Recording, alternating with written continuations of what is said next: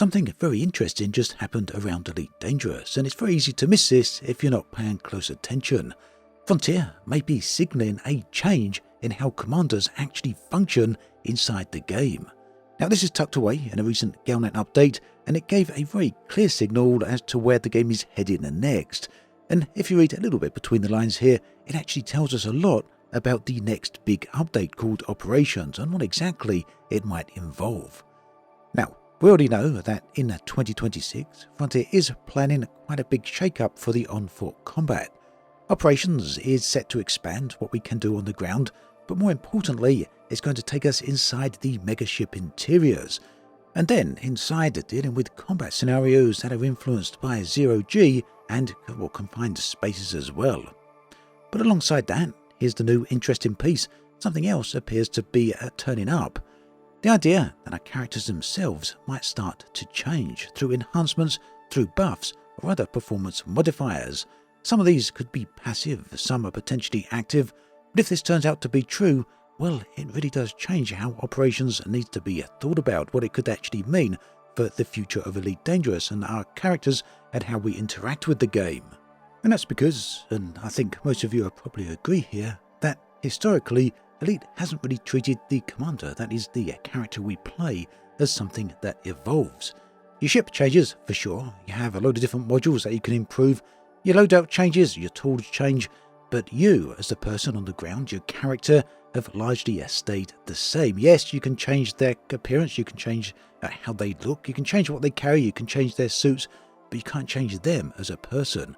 And that's totally fine, because Elite has always had progression focusing on hardware and technology, not about your character or any stats. But what these recent GalNet articles suggest is that this line may finally be shifting, that something might be about to change. So once I've got you here, please do consider subscribing if you haven't done so already, because it really does help these videos, and unfortunately GalNet doesn't have a massive reach with the community, so let's get these ideas out there a little bit further. What then did GalNet tell us, and why does it lead to the idea of buffs or some sort of other character enhancement?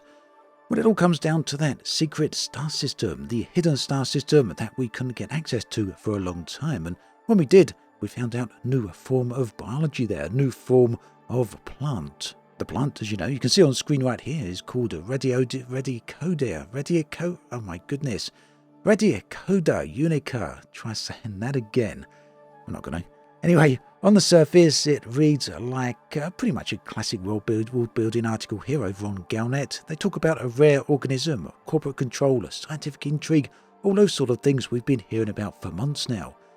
Where it gets really interesting is when Frontier pretty much confirm via the article that the plant exhibits cellular resilience and adaptability, and that it forms symbiotic relationships and produces compounds that improve physical performance and reduce thinking time. And that's where things start to get a little bit on the nose and a little bit overt, at least to me. I think they're quite obvious what Frontier are signaling here. And this is pretty interesting to me because the GalNet article is not framing this as some sort of cure, some sort of miracle cure, or a one-off curiosity. Instead, what we're really hearing here, what seems to be suggesting, is that this is something that's controllable. It's something that can be studied, and ultimately it's something that can be restricted. Now, there are some details here that are redacted in the article. Obviously, this is in-game lore fiction, and access to the system itself has already been a subject of a prolonged conflict. That's the star system there. We've got a whole load of different powers within the game that are fighting over this. And this tells us that Frontier is kind of introducing an idea here. And this is exactly what they do every time they introduce new content. They kind of give us these little sneaky hints. So what else can we take away from this? Well, there's a second GalNet article, and this one feels a little bit, at first glance, that it's kind of throwaway. And this is one that I'd almost kind of read cursory and kind of just dismissed, thinking, why would I even talk about that? This seems very, very strange. Because to me, it really does double down on the idea of player character enhancements.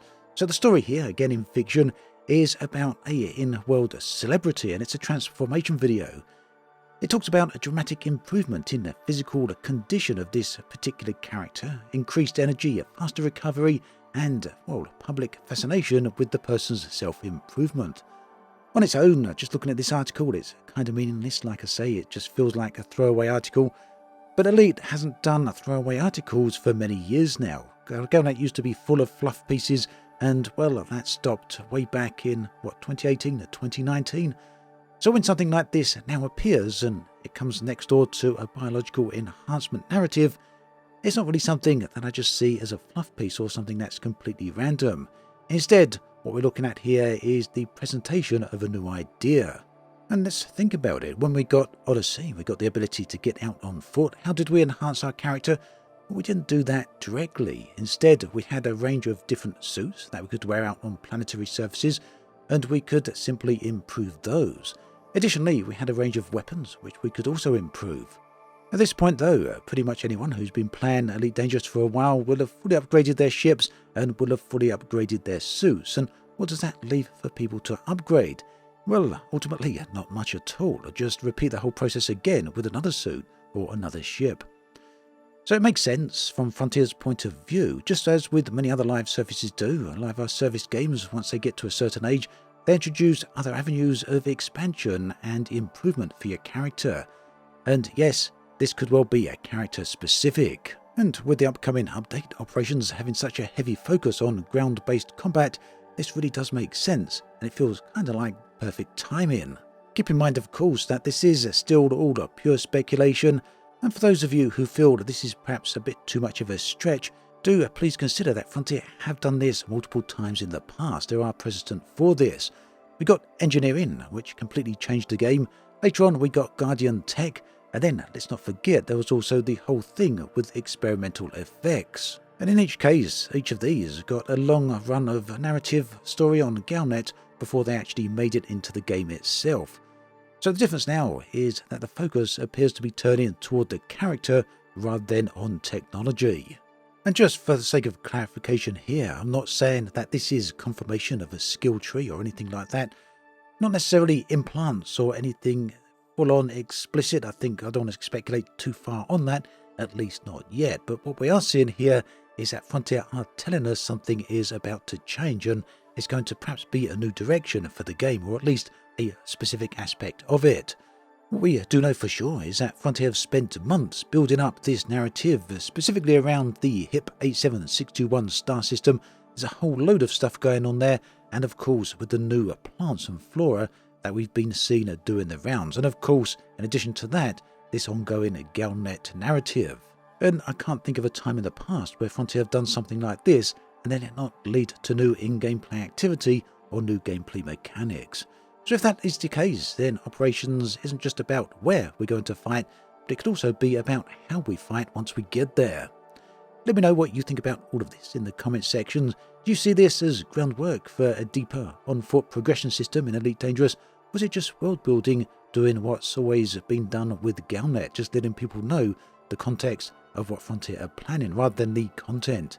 Either way, to me, this feels like one of those moments where Elite could be setting up something that could really change the game, or at least have quite an impact on it. Thanks for watching this video all the way through. There is another one on the screen right here. Do take care, and I'll catch you next time.